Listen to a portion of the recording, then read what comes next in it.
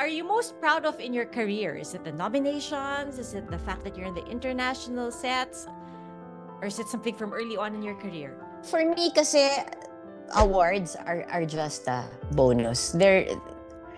It's not a competition. We're not here to, compete against each other and prove to each other who's better, who's best, and all that. It's pitting people against each other, which is so unnecessary. So I think that I would be proud of being able to work with filmmakers, writers, and actors who are like-minded as me and who just want to come up with really beautiful stories and great narratives and present life and show people a reflection of themselves, and for people to, especially the minorities, for them to be seen that they are represented on screen.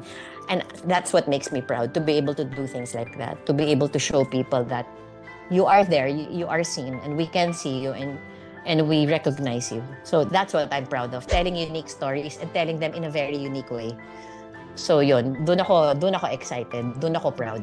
Did you enjoy the awards season? Attending all the awards shows, getting all dressed up, all glammed up, walking the red carpet?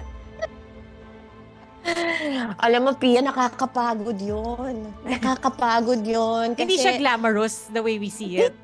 No, it's not. It's not glamorous. Gigising ka ng 5 a.m. dahil kailangan mong maligo at umupo sa makeup chair ng 7 a.m. para may make-upan ka.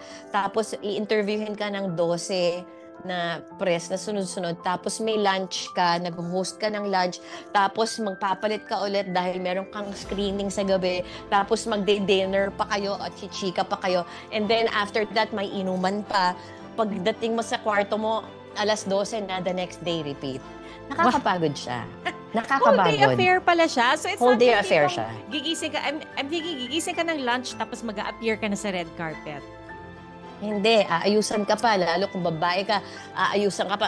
Pwera lang kung si Pamela Anderson ka na, hindi na siya nagme-makeup. Good for her. Sana, kaya ko yun. Hindi ko kaya yun eh. Kailangan ko pa rin talaga lumabas na naka-makeup. So, it's a lot of preparation.